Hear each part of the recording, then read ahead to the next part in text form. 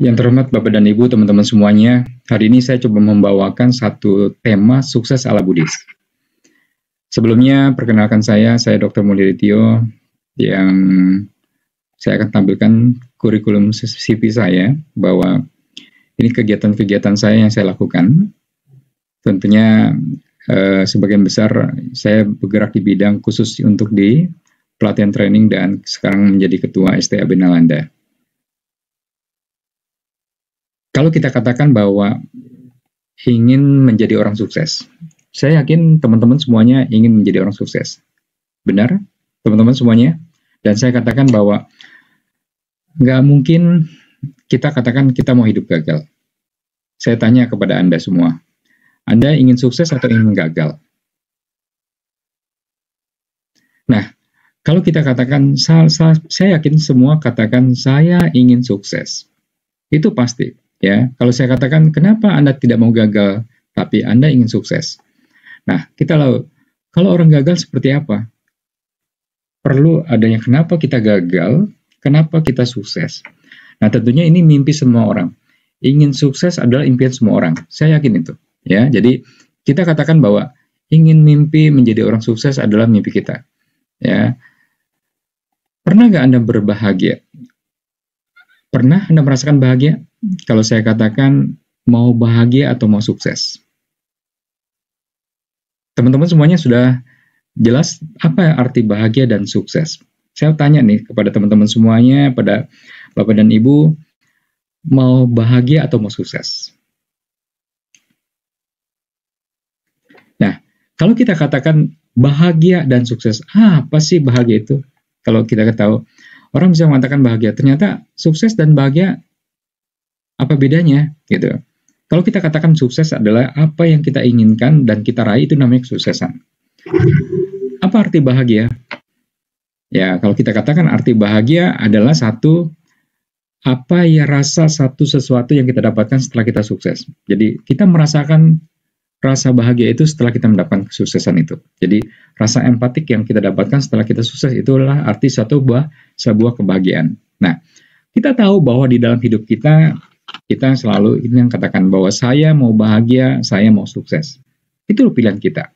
Jadi kalau kita katakan mau bahagia dulu atau mau sukses, tentunya orang mengatakan bahwa saya ingin bahagia. Nah, itu yang sudah menjadi satu keinginan setiap orang. Saya ingin bahagia. Kalau Anda membuat satu pilihan, pilih bahagia atau pilih sukses? Tentu Anda bisa mengatakan bahwa Anda pilih bahagia. Nah, kalau kita katakan bahwa kenapa kita mau pilih bahagia, pasti ada punya satu. Kalau bahagia, waduh, Pak Niki, mungkin saya katakan bahagia itu udah bagian dari sukses. Sukses sudah dikatakan orang sukses pasti bahagia. Tapi sukses belum tentu bahagia. Makanya kenapa Pak Niki pilih bahagia, ya. Nah, kita tahu ya, bagaimana caranya kita bisa mengetahui bagaimana arti satu kebahagiaan, ya. Kita tahu sering ke wihara, sering datang ke wihara, itu punya satu arti kebahagiaan, ya. Anda belajar tentang membaca parita dan sebagainya, itu arti suatu kebahagiaan, ya. Ya, tentunya Anda berkumpul bersama-sama, itulah satu arti kebahagiaan, ya. Anda bercerita sana sini kepada keluarga dan sebagainya, itulah arti suatu kebahagiaan, ya. Bagaimana caranya kita bisa mendapatkan sesuatu? Kita bisa mendapatkan sesuatu yang kita dapatkan hari ini, itu kan merupakan apa yang kita peroleh, itu satu arti kebahagiaan. Nah, kita melihat bahwa ada sesuatu yang memberikan satu gambaran. Nah, sukses di zaman Buddha juga sama. Buddha sudah mengetahui apa yang menjadi satu jalan hidup dia. Dia memberikan satu jalan penerang bagi kita semuanya. Tentunya arti bahagia pada seorang Buddha akan dia lakukan. Dan dia sudah capai. Nah, tentunya dia sukses untuk mendapatkan. Artinya sukses dia sudah punya harta yang begitu melimpah. Tapi kesuksesan dia bukan menjadi satu jaminan untuk bahagia. Tapi dia pilih, semuanya dia lepaskan dan sebagainya. Dia melakukan sesuatu itu demi kita semua, demi untuk dirinya dia. Nah, kita ketahui bahwa kalau saya katakan butuh uang atau sehat. Nah, kalau saya katakan butuh uang atau sehat. Nah, semua orang mengatakan saya ingin sehat. Dan ada juga orang bilang saya butuh uang. Saya katakan benar, kita pasti butuh uang. Ya, kita bisa begini tinggal karena pasti segala sesuatunya butuh uang. Ya. Itu kita akan mungkin tidak akan pungkiri itu, ya. Jadi kita katakan bahwa semua pasti butuh uang, semua pasti butuh sukses, ya. Nah, saya katakan, mau bahagia atau mau sukses? Tentunya Anda pilih bahagia. Nah, saya mau ajak teman-teman untuk bisa melakukan apa sih menjadi seorang yang sukses. Nah, saya akan ajak teman-teman semuanya 4 cara untuk menghindarkan menjadi orang sukses. Hindarkan. Pernah Bapak dan Ibu, teman-teman semua suka marah-marah? Nah, kalau Anda ingin sukses, hindarkan 4 karakter ini. Suka marah-marah, Anda harus hindarkan. Saya yakin, kenapa? Buat apa Anda marah-marah? Marah-marah itu jelek. Marah-marah itu sifatnya membenci. Wah, orang kalau udah kelahiran seperti ini, bisa kelahiran di alam binatang. Anda mau menjadi hidupan Anda tuh marah-marah terus, yang suka membenci, marah, dan sebagainya. Buat apa hidup begini, ya kan? Itu yang harus kita hindarkan. Kalau kita punya sifat marah-marah, jauh dari kesuksesan. Ya. Lalu sifat kedua, kalau Anda punya rasa takut yang berlebihan juga sama. Ini yang harus kita hindarkan. Rasa takut yang berlebihan, misalnya saja, ya Anda disuruh bekerja di Papua, ya tiba-tiba Anda menolak, sedangkan teman Anda pergi ke sana. Sebenarnya satu kesempatan itu Anda punya satu challenge untuk menantang satu pekerjaan itu. Ternyata teman Anda pergi ke sana, dia 2 tahun di sana, ternyata gajinya besar. Ya, sebulan 15 juta atau 20 juta. Tapi setelah dia pulang dari sini, dia mengantongkan uang dan dia memberikan. Teman Anda pergi ke sesuatu besar, rumah ataupun apa. Ada kita katakan dia sukses dalam membeli rumah. Tapi Anda sendiri dengan waktu yang sama, Anda tidak memanfaatkan situasi ini. Karena rasa takut yang berlebihan itu akan membuat Anda juga kurang dari kesuksesannya. Kadang-kadang rasa melekat yang cukup tinggi dari rasa ketakutan. Orang tua tidak mau menginginkan anaknya pergi jauh kemana-mana. Takut ditinggal, takut tidak ditemani lagi, takut tidak ada yang menemani, dan sebagainya. Itu menjadi satu kendala. Karena pemikiran kemelekatan yang cukup tinggi itu membuat diri kita akan terbelenggu dengan kesuksesan. Maka dengan itu, rasa takut yang berlebihan itu akan membuat juga diri kita akan membuat susah dalam kesuksesan. Ya. Lalu, masa lalu. Teman-teman, saya yakin teman-teman sudah memikirkan. Pernahkah Anda memikirkan masa lalu? Kalau Anda memikirkan masa lalu yang dulu-dulu itu, Anda tidak akan pernah maju. Anda tidak akan pernah hidup Anda akan sukses. Karena apa? Yang Anda pikirkan masa yang indah dulu, masa yang pernah penuh dengan kecemburuan, itu tidak akan pernah terulang. Ya, karena apa? Saya katakan, masa lalu yang indah dulu tidak akan pernah terulang lagi. Ya, yang kita pikirkan adalah masa yang sekarang dan masa yang akan datang. Setuju ya, teman-teman? Nah, lalu terakhir, saya katakan rasa nyaman. Kalau orang sudah memiliki rasa nyaman yang berlebihan ini juga sama, apapun dia tidak mau melakukan. Buat apa ada Presiden Jokowi, saya mau kerja, sudah ada presidennya kok. Buat apa sudah ada gubernur kok, saya ngapain kerja-kerja. Nah, kalau sudah merasa nyaman, dia tidak akan melakukan sesuatu. Dia maunya cuma terima uang aja dari orang tua. Kalau sifatnya cuma hanya tidur aja, lebih bagus ya sudah. Anda cuma bermimpi hidupnya, mimpi menjadi orang kaya, nggak ada melakukan aktivitas. Bagaimana Anda bisa merasakan bahwa Anda mendapatkan suatu kesuksesan? Anda akan merasakan satu kebahagiaan, ya. Karena rasa nyaman yang berlebihan itu membuat Anda tidak akan bahagia dan tidak akan melakukan, ya, artinya tidak akan mendapatkan satu kesuksesan. Percaya itu. Anda pikirkan 4 langkah ini. Jadi Anda menghindarkan menjadi orang sukses, Anda harus menghindarkan suka marah-marah, rasa takut yang berlebihan, jangan mengingat masa lalu terus. Rasa nyaman itu yang berlebihan harus dihindarkan. Setuju ya teman-teman? Kita akan lanjut nih. Nah, saya akan masuk. Ternyata di dalam Buddha, saya punya satu pola ajaran. Artinya pola hidup sukses. Semua orang pengen ingin sukses. Pasti semua mau ingin sukses, ya. Jadi teman-teman semuanya saya katakan, semua orang ingin sukses, ya. Apa yang kita katakan orang ingin sukses? Kita punya satu formula. Saya memiliki satu formula orang sukses. Kalau ada 1 + 7 S+, artinya bagaimana caranya 1? Tentunya kita menjadi orang sukses, urusinlah orang tua kita dulu. Bakti dulu kepada orang tua. Itu yang tidak boleh kita tinggalkan. Percaya. Itu udah punya suatu kewajiban kita. Kita bukan menjadi urutan yang paling prioritas, tapi ini paling utama pada diri kita. Ingat kepada orang tua, urus pada orang tua, bakti kepada orang tua. Ini menjadi prioritas kita. Saya yakin Anda pasti tidak akan, saya nggak akan mungkin ajarkan Anda, pasti Anda sudah bisa. Ya. Nah, tetapi menjadi satu formula orang yang sukses, saya punya satu BMPFTHTS ini. Nah, saya akan coba gambarkan. Pertama, bakti dan urus orang tua kita semua masing-masing. Lakukan perbuatan baik. Ya, jadi kita mengatakan bahwa saya akan membuat satu turunan, artinya bagaimana melakukan satu formula orang sukses. Ternyata menjadi orang sukses itu nggak gampang, perlu tahapan. Ya, di dalam kehidupan kita perlu tahapan. Nah, tahapan ini seperti apa? Anda kita lihat ya. Menjadi orang sukses ini satu, bakti kepada orang tua. Ya, urus orang tua kita dulu.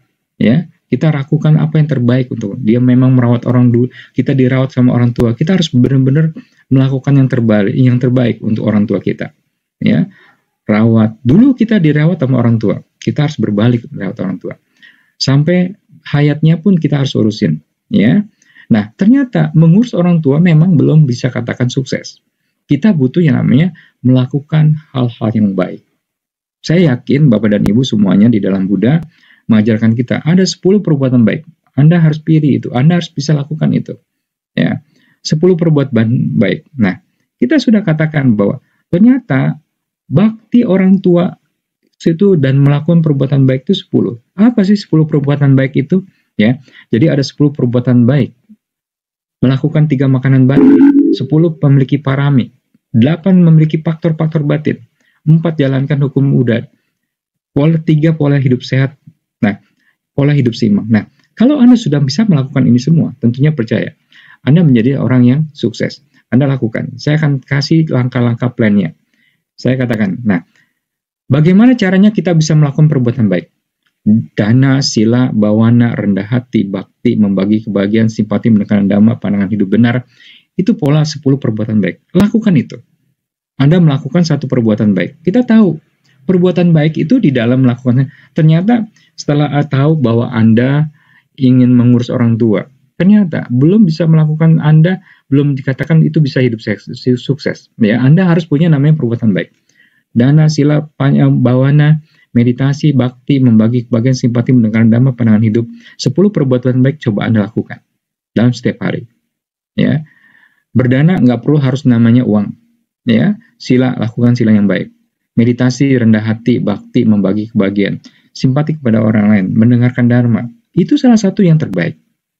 Anda lakukan setiap hari. Ternyata 10 perbuatan baik itu masih belum bisa membuat kita sukses. Anda harus melakukan tahapan berikutnya. Anda harus memiliki namanya makanan batin. Pernah Anda meditasi? Tadi Anda sudah melakukan meditasi, luar biasa. Karena meditasi itu adalah mengkikis kilesa kita yang dulu yang kita nggak pernah tahu. Karena dulu mengkikis, kenapa saya dipukul orang? Oh, saya nggak pernah mukul kok. Oh, itu berarti timbunan karma kita yang lampau. Kenapa saya diusut orang? Saya nggak pernah ngusut orang, gitu kan? Ngusik orang. Oh, karena timbunan masa lalu yang kita nggak pernah tahu. Maka itu, saya ajak teman-teman untuk melakukan meditasi. Meditasi adalah mengkikis kilesa-kilesa kita. Timbunan karma buruk kita yang lampau yang kita tidak pernah tahu. Ya, jadi kita lakukan meditasi. Lakukan meditasi terus-menerus. Kita merenung dan seperti lakukan meditasi seperti meditasi berjalan, meditasi yang sudah dilakukan oleh ajaran Buddha. Lalu baca parita, liamkeng atau sejenisnya, atau baca Dhammapada. Anda tetapkan di dalam hidup 3 karakter ini dulu. Ya, jadi Anda kalau misalnya Anda memiliki waliamkeng itu menjadi prioritas Anda bacakan itu. Kalau baca parita itu menjadikan suatu prioritas Anda bacakan itu. Meditasi harus lakukan. Ya, baca Dhammapada yang sifatnya makanan batin. Saya yakin. Tapi ternyata dengan 3 melakukan itu masih belum membuat hidup kita sukses loh. Ya, karena kita banyak lakukan tahapan. Tidak semudah itu aja kita bisa gambarkan bahwa dengan meditasi, baca parita, atau liamkeng atau Dhammapada masih belum bisa membuat kita sukses. Ya, ingat, baca parita itu untuk perlindungan diri kita, untuk kemajuan diri kita, untuk semangat kita diri kita. Meditasi untuk mengkikis kilesa kita. Ya, jadi makanan bacaan. Nah, kalau perbuatan baik untuk apa? Untuk memperbaiki kehidupan kita. Kita tahu nih, kehidupan kita nantinya hari ini akan kita lakukan apa. Dan ke depannya kalau kita sering melakukan perbuatan baik secara otomatis, kita akan menata kehidupan kita akan lebih baik lagi. Ya, jadi teman-teman harus bisa tahu nih fungsinya. Berbuat baik untuk menentukan masa kehidupan sekarang dan makanan akan datang. Ya. Tapi yang namanya makanan batin itu memupuk kegiatan kita yang dulu kita nggak pernah tahu kehidupan kita seperti apa. Sudah lengkaplah itu kita melakukan satu ini. Tapi dengan 3 langkah yang kita lakukan itu masih belum cukup untuk kita bahagia dan kita sukses. Maka itu saya ajak Anda teman-teman harus melakukan namanya kita harus memiliki 10 parami. Para biku Bante mengatakan, Anda masih kurang paramininya Dr. Mul gitu kan. Nah, ada orang yang mengatakan, oh ternyata saya gali dulu nih informasinya. Ternyata Parita 10 parami itu apa ya? Oh ternyata ada sila, ada dana, ada nekama, panya, wirya, kanti, saca, aditana, meta, upeka. Ternyata kita harus memiliki 10 parami ini yang harus kita miliki. 10 parami. Jadi teman-teman harus bisa masukin juga di dalam kehidupan kita. Oh hari ini kita sudah menjalankan dana belum ya? Sila nggak? Melepas itu supaya kita harus melepas. Kita tidak boleh terikat. Baik harta, benda, manapun. Jadi, kalau seandainya kita kehilangan uang, jangan terlalu banyak dipikirkan. Ya, jadi yang penting, kita harus menimba ilmunya sebanyak mungkinnya. Harta itu akan bisa kita cari. Ya, jadi teman-teman nggak perlu lagi mikirkan itu. Setuju ya? Jadi, ada 10 parami yang harus kita miliki. Ya, banyak. Kita harus punya bijak. Wirya, kita harus punya semangat. Ya, mau jadi orang sukses harus semangat. Kanti juga sabar. Ya, saca jujur, orang yang jujur. Aditana punya jalan untuk langkah ke depan. Meta, cinta kasih. UPK punya satu rasa keseimbangan yang bagus. Ya, jadi Anda harus bisa melakukan namanya dan memiliki 10 parami. Ya, jadi orang mengatakan, Dokter Mul, saya sudah melakukan 4 ini masih belum bisa menjadikan sukses. Benar. Semua orang pasti tidak akan bisa melakukan sukses ini secara sebenarnya instan. Tapi saya yakin kalau Anda sudah melakukan dana 10 parami ini yang ada dana, sila, nekama, panya, wirya, kanti, saca, adita, meta, upeka. Sifat langkah ini yang akan Anda lakukan, percaya. Anda menuju kesuksesan. Nah, ternyata 4 sifat yang kita miliki, apapun langkah 4 yang kita lakukan, masih kurang juga. Ya, Anda harus penuhi dengan faktor-faktor batin. Ada 10 faktor batin. Anda percuma yang tadi saya katakan, kalau hidupnya cuma nyaman. Tidak ada semangat lagi hidupnya. Tidak ada perhatian lagi, tidak ada konsentrasi, tidak ada keyakinan untuk maju, tidak ada lagi untuk kehendak, tidak ada ketenangan lagi, tidak ada kegembiraan batin Anda, tidak punya pikiran benar, tidak memiliki penghidupan yang benar. Ini yang dimiliki oleh 10 faktor-faktor batin. Ya, jadi Anda harus bisa melihat kegigihan itu muncul dalam diri kita. Kita menjadi orang sukses harus semangat, kan begitu, benar nggak? Kita harus penuh perhatian juga. Nah, kalau Anda sudah memiliki perhatian faktor-faktor batin ini, saya yakin 10 faktor batin ini harus kita miliki. Ya, jadi ingat teman-teman semuanya, Bapak dan Ibu, untuk menjadi seorang Buddhis yang bagus, yang sukses, Anda harus melakukan itu. Ya, jadi, nah ternyata 10 perbuatan baik, 3 yang kita listkan, 10 parami, 10 faktor batin harus ada di dalam diri kita. Semuanya harus kita miliki. Ya, percaya itu. Karena mau tidak mau harus kita lakukan. Semangat yang Anda harus semangat loh menjadi orang yang sukses. Benar nggak? Nggak mungkin Anda menjadi orang yang sukses. Sudahlah, saya mah cuma hidupnya begini aja, udah cukup. Yang penting cukup makan, cukup rumah, cukup mobil, cukup. Semua serba cukup. Nah, kita katakan sekali lagi, tapi semuanya harus kita miliki. Teman-teman, pasti 10 faktor batin ini harus kita miliki. Kalau Anda tidak punya semangat, kegigihan lagi, wah seperti kembali lagi, sudah nyaman hidupnya. Tapi kalau orang sudah nyaman hidupnya, tidak melakukan aktivitas, dia tidak akan bisa melakukan apapun. Dia tidak akan bisa mencapai, nggak mungkin bekerja, nggak mungkin mencari sesuatu. Ya, penting namanya konsentrasi. 10 kegiatan faktor batin ini, faktor-faktor batin harus ada pada diri kita. Kita tumbuhkan itu, ya, percaya. Nah, lalu saya bilang, coba jalankan, amalkan ajaran Buddha, ya, Paticca Samuppada, Anicca, dalam pendapat utama, hukum karma, itu kita tahu. Paticca Samuppada, segala sesuatu hidupnya saling bergantungan. Saya tahu. Dengan terjadinya ada begitu, mungkin akan terjadinya ini. Segala sesuatunya tidak kekal. Percaya. Semua orang akan mengalami kematian. Ingat contohnya gini. Ada orang yang tidak menerima kematian itu. Kenapa saya katakan? Kan ajaran Buddha sudah mengajarkan kita, sudah benar. Bahwa ajaran Buddha sudah kita katakan bahwa segala sesuatunya mengalami ketidakkekalan. Semua pasti mati. Ada yang orang bilang gini, aduh, gimana caranya kok orang saya punya anak meninggal dan begitu coba. Kalau gitu saya mau meninggal, kalau gitu saya nggak mau makan. Kematian itu tidak akan bisa kita ukur. Ya, kematian itu tidak bisa kita tentukan. Semuanya berjalan dengan sendirinya, sesuai dengan buah karma tua yang akan diperolehnya. Jadi buah karmanya, buah karma baiknya sudah tidak ada lagi. Nah, itu yang kita katakan. Kematian akan muncul, ya. Di situ yang kita coba renungkan bahwa kematian itu segalanya adalah tidak akan bisa memberikan satu pandangan yang benar pada kita. Nah, kita harus di sini meluruskan. Benar gak sih ajaran Buddha itu seperti itu? Ya, jadi teman-teman semuanya harus mulai berpikir dengan jernih. Ternyata ajaran Buddha kita perlu amalkan. Begitu juga kita mengenal dengan 8 jalan utama. Kita harus memiliki pengertian yang benar, pikiran benar, ucapan yang benar, perbuatan benar, pencarian benar, daya upaya benar, perhatian benar, konsentrasi benar. Itu yang harus kita lakukan. Ya, kalau kita sudah mengamalkan ajaran Buddha, Paticcasamuppada, Anicca, terus ajaran 8 jalan utama, dan kita tahu hukum karma, segala sesuatu yang kita tuai, kita yang lakukan kabur, dan kita pasti menuainya. Itu sudah pasti. Ya, Anda tidak bisa memungkiri dan menghindarkan itu. Jadi kalau kita tahu, kalau kita mau dipukul orang, jangan mukul orang.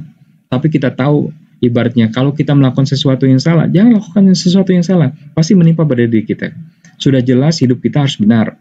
Sudah jelas hidup kita mau melakukan perbuatan baik. Lakukan itu saja. Ya.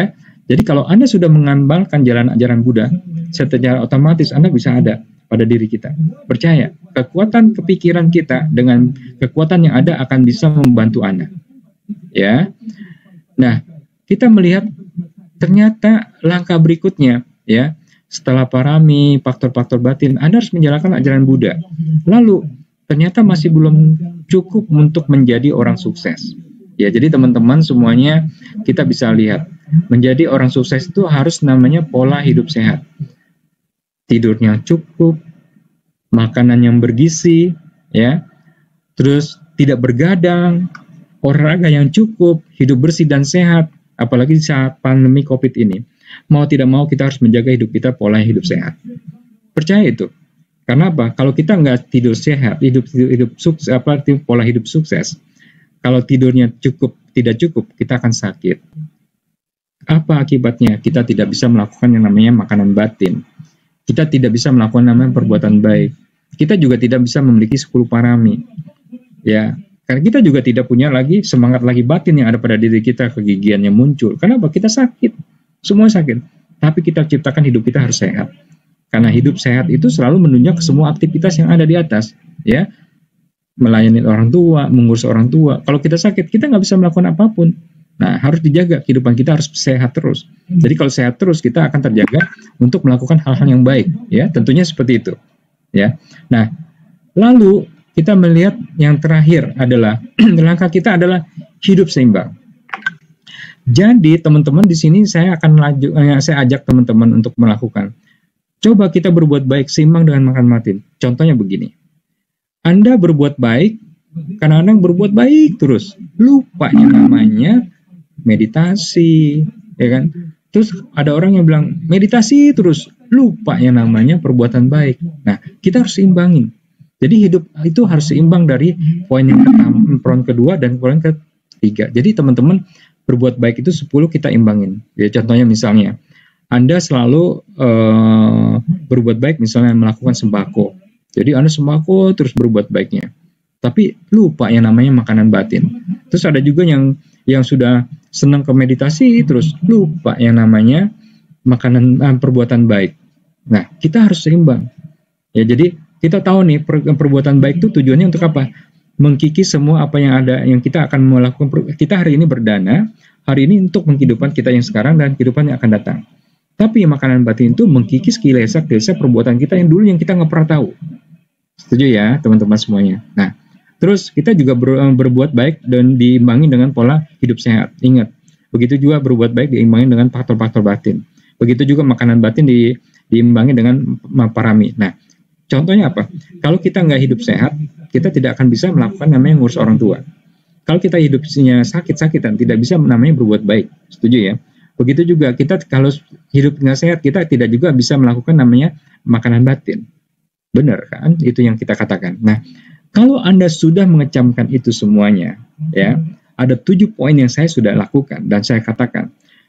Anda harus yang namanya, tadi saya kembalikan kepada teman-teman semuanya, kita lihat, Anda ditambah dengan kerja yang cerdas, ya. Anda perlu kerja yang cerdas, ya. Jadi artinya dengan faktor batin yang Anda miliki, Anda harus bekerja dengan cerdas. Artinya kerja yang giat dengan cara yang cerdas, ya. Terus Anda ditambah dengan satu kemampuan dan skill yang Anda lakukan. Dan kembali lagi kepada hoki Anda, ya. Anda bilang, waduh Pak Amul, Pak Dr. Amul, saya sudah melakukan loh 7 poin, 7 poin ini, 1 plus 7 poin ini. Jadi ada 8 poin yang sudah lakukan, ditambah sudah kerja keras dengan cerdas, skill kemampuan saya sudah ada, tapi saya tidak mencapai raih itu dalam sukses dalam waktu begitu singkat dan cepat. Anda periksa lagi apa-apa mungkin hoki Anda. Kita lihat timbunan karma kita yang dulu kan kita nggak pernah tahu. Makanya kenapa itu saya ajarkan Anda melakukan namanya perbuatan baik yang namanya makanan batin, meditasi. Itu tentunya itu akan membuat diri Anda akan punya suatu kemampuan yang luar biasa. Saya yakin setelah Anda lakukan dengan proses seperti ini, kehidupan Anda akan bisa merubah. Nah, cara Anda yang lakukan tadi saya katakan, Anda harus melakukan yang namanya planning hidup. Jadi dengan faktor-faktor Anda rancang di dalam planning Anda.